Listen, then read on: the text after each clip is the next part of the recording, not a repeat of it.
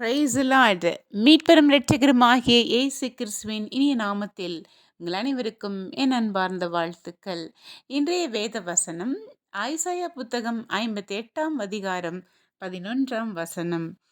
கர்த்தர் நித்தமும் உன்னை நடத்தி மகா வறட்சியான காலங்களில் உன் ஆத்துமாவை திருப்தியாக்கி உன் எலும்புகளை நினமுள்ளதாக்குவார். நீ நீர்ப்பாய்ச்சலான தோட்டத்தைப் போலவும் வற்றாத நீரூற்றைப் போலவும் இருப்பார். And the Lord will guide you continually.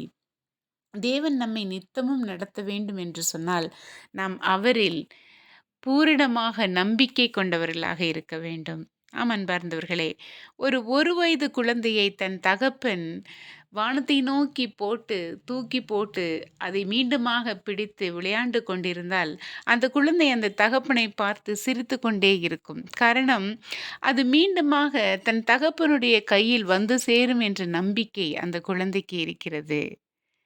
எவ்வளவு நீங்கள் மேலே தூக்கி போட்டாலும் அந்த குழந்தை சிரித்து கொண்டே இருக்கும். ஏனென்றால், எப்படியாகினும் தந்தையின் கரத்தை நோக்கித்தான் நான் வருவேன் என்று ஒரு நம்பிக்கை.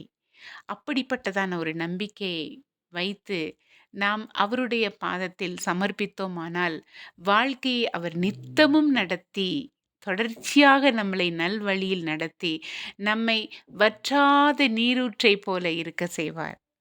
அவரில் நம்பிக்கை கொள்வோமா? God bless you.